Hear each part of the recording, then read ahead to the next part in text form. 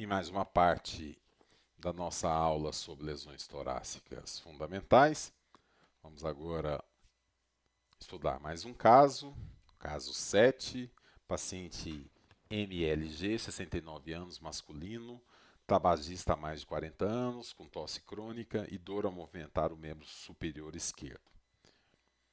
Aqui temos a radiografia de frente e de perfil desse paciente,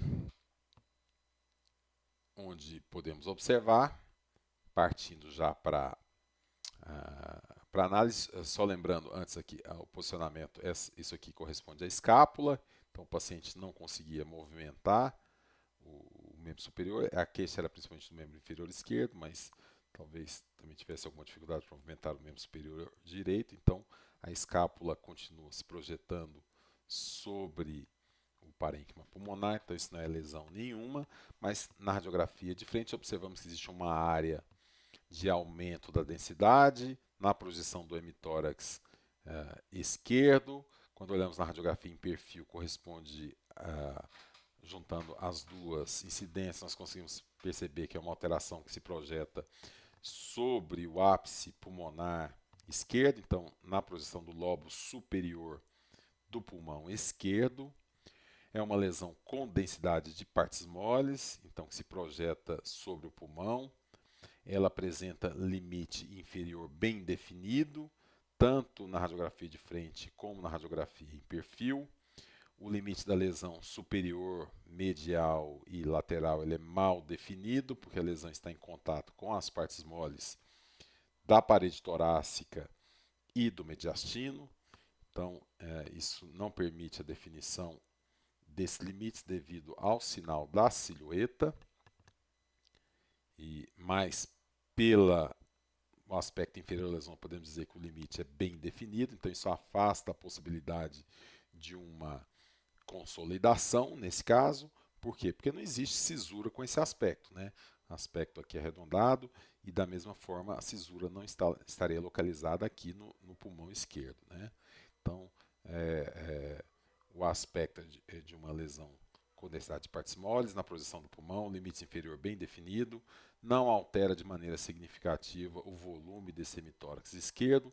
Então, a lesão fundamental que está presente nesse caso é um nódulo ou massa, como é uma lesão com mais que 3 centímetros, então nós estamos diante de uma massa e podemos observar, se olharmos com bastante atenção, que essa massa está levando a uma destruição da segunda costela. Então, vamos observar aqui a importância de sempre fazer uma avaliação completa do caso, né? Então, se nós observarmos aqui, nós vemos a primeira costela do lado direito, primeira costela do lado esquerdo, e em seguida, logo abaixo da primeira costela, vemos aqui a segunda costela, ó, cortical superior, cortical inferior da segunda costela, e aqui a terceira costela. Quando olhamos aqui do lado esquerdo, nós vemos a primeira costela, a terceira costela, mas nessa região, ó, veja que existe uma destruição do arco costal nessa região, então do aspecto posterior do segundo arco costal. Isso então permite definir que essa lesão apresenta um aspecto agressivo, porque lesões benignas não fazem isso, não saem destruindo estruturas ósseas. Dá para dizer de cara que isso aqui é um tumor? Não, não dá, porque uma lesão infecciosa também poderia dar esse aspecto, mas é muito mais provável que seja um tumor, tá certo? Então, é uma lesão, é uma massa, nós já definimos que a lesão é uma massa com comportamento agressivo, porque destruiu a costela, e a maior probabilidade é que seja um tumor. Certo? Então, aqui no detalhe, mostrando aquilo que nós já falamos, então, primeiro arco costal do lado direito, primeiro arco costal do lado esquerdo, e aqui nós observamos o segundo arco costal do lado direito e o segundo arco costal, o aspecto posterior do segundo arco costal esquerdo está mal definido, houve uma destruição desse arco costal. Olha a continuação do arco costal aqui. Nessa região, voltamos a observar o arco costal, mas nessa região em contato com a massa, esse arco costal foi destruído. Então isso indica um alto grau de agressividade da lesão. Só revisando, então, localização, pulmão, lobo superior esquerdo, né? Radiografia de frente e perfil. Densidade, partes moles. Limites bem definidos no seu aspecto inferior. Nos demais aspectos, nós não conseguimos definir esses limites, porque a lesão está localizada em contato com o mediastino e com as partes moles da parede torácica. Isso impede a determinação dos limites nessas regiões devido ao sinal da silhueta, né? E o volume do hemitórax está inalterado. Qual é a lesão fundamental que apresenta esse aspecto? Então, nós já vimos uma massa, né? Então, trata-se de uma massa pulmonar de características agressivas, provavelmente um tumor pulmonar primário. E o resultado final foi de um adenocarcinoma pulmonar. Um outro caso, caso 8, paciente LNS, sexo masculino, 53 anos, assintomático. Esse paciente fez um exame para concurso e o que nós observamos é uma radiografia. Novamente chama atenção, esse paciente não elevou adequadamente os braços, é por isso a gente vê a escápula, o corpo da escápula se projetando aqui sobre os campos pulmonares bilateralmente. Partes moles normais, arcabouço ósseo normal, cúpulas frênicas normais, seios costofrênicos. Aqui, provavelmente a bolha gástrica é essa aqui, tem pouco gás no estômago. Hilos pulmonares com aspecto normal, mediastino também com contorno habitual, traqueia centrada, bifurcação normal. E o que chama a atenção são duas imagens nodulares na projeção. Na radiografia de frente, projetando sobre o pulmão, não dá para dizer que são lesões pulmonares, temos que confirmar isso no perfil. Quando a gente vai para o perfil, então, nós podemos observar que existe uma lesão aqui, ó, se projetando sobre o coração. Então, essa imagem nodular corresponde a essa. Então, isso não é um vaso de topo, poderia confundir com um vaso de topo, como, por exemplo, esse aqui é um vaso de topo, né, que corresponde a esse vaso aqui. Mas nesse caso, ela apresenta aspecto arredondado tanto na radiografia de frente quanto na radiografia de perfil. E a outra lesão está localizada aqui.